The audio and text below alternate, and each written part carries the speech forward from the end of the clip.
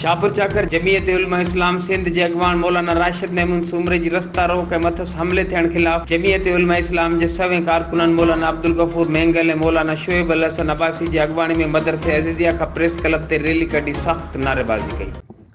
अफसोस जी ॻाल्हि आहे, वतन अज़ीज़ पाकिस्तान में बिलउमूम और बिलखुसूस सूबे सिंध के अंदर हुकूमत अमन अमान कायम करण में बिल्कुल फेल वही आहे, नाकाम थी आहे।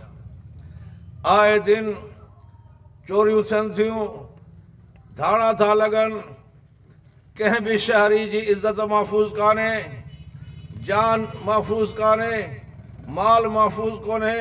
डॉक्टर शहीद जे पुट खे हटाइण जी साज़िश थी रही आहे।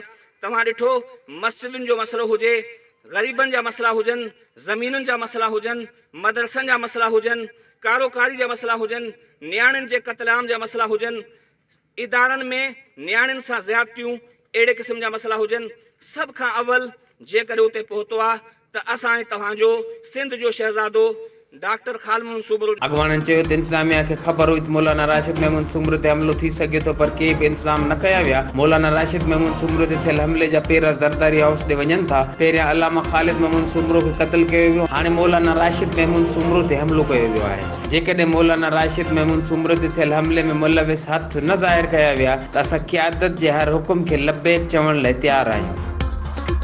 HRJDO न्यूज़ ते इन वक़्त ताईं बस एतिरो ई। वधीक तफ़सीली ख़बरनि लाइ विज़िट कयो असांजो YouTube चैनल HRJDO न्यूज़।